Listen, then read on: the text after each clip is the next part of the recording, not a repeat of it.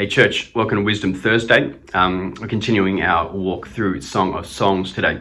We're looking at chapter 4 verse 1 through to chapter 5 verse 1. So firstly, he beholds her beauty. Verses 1 to 7 of chapter 4. She's probably standing before him naked, right?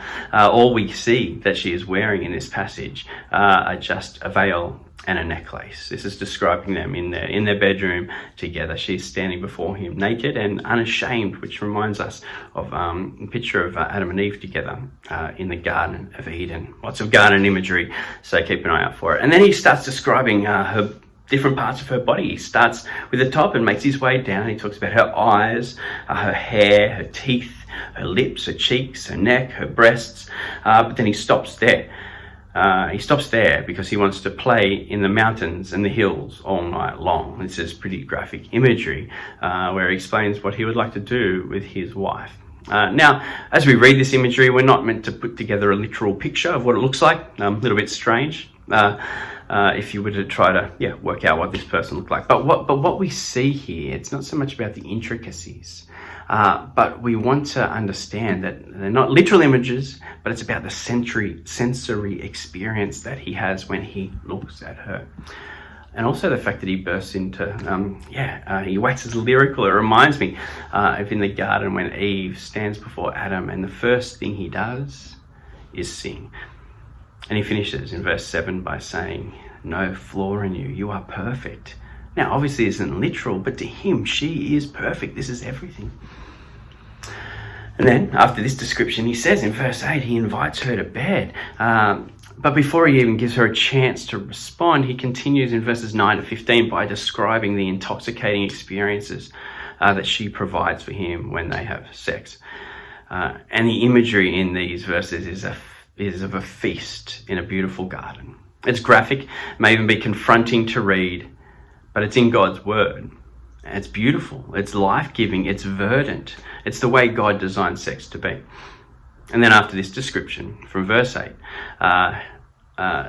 his invitation in verse 8 is now met with an invitation from her in verse 16. She says, "Let my beloved come into my garden and taste the choice fruits." Notice the phrase, his garden. It's another reminder of the two being one. And I love, again, the beautiful consensual intimacy in this. Who invites whom to this feast?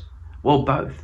That he invites her, she invites him. They're both inviting one another. And then in verse 16, they enjoy the feast. They eat and drink of each other. And then chapter 5 verse 1, we see something interesting. We see like an endorsement. Here the friends are like their cheer squad. They're saying, yes, enjoy it. It's beautiful. It's good. Hear them. They say, eat, friends, and drink. Drink your fill of love. Yes, they're saying, enjoy making love with each other. Now, this might sound a little strange, right? Your friends cheering you on, that you're enjoying sex. But we remember that godly sex is a gift from God. It's something to be enjoyed.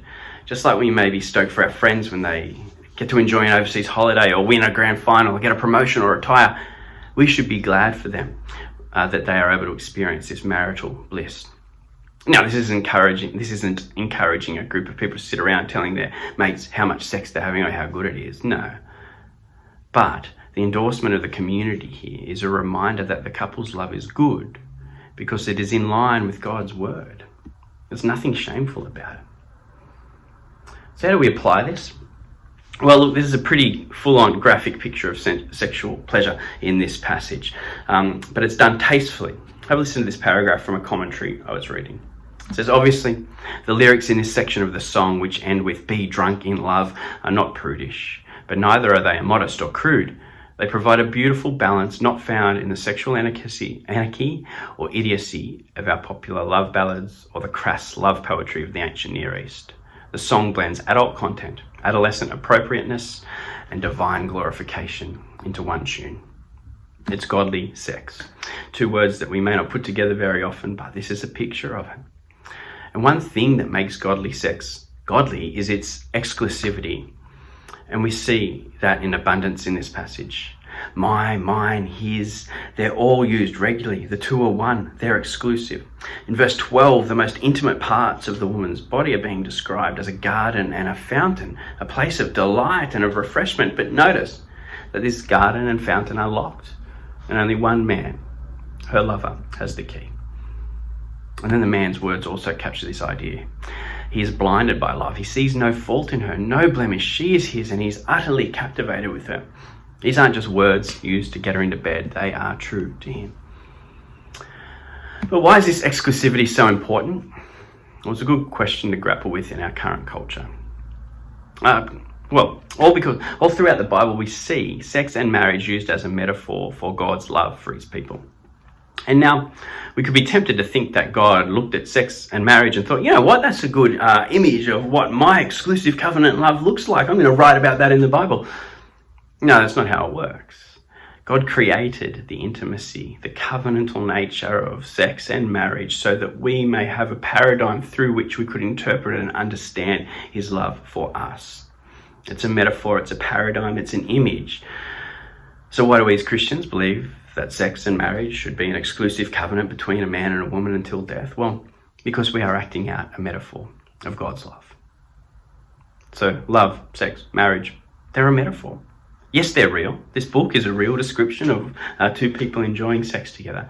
They are true, they are incredible, but they were created by God as a metaphor. So when we hear about this all-night feast in the Garden of Delights, we may be tempted to think that this garden, as our world often is the pinnacle of humanity. That sex and love are the be-all and end-all of our human experience. But as we read through God's word, we see a man stand outside a tomb next to a rolled away stone in another garden and says, don't sell yourself short. You ain't seen nothing yet.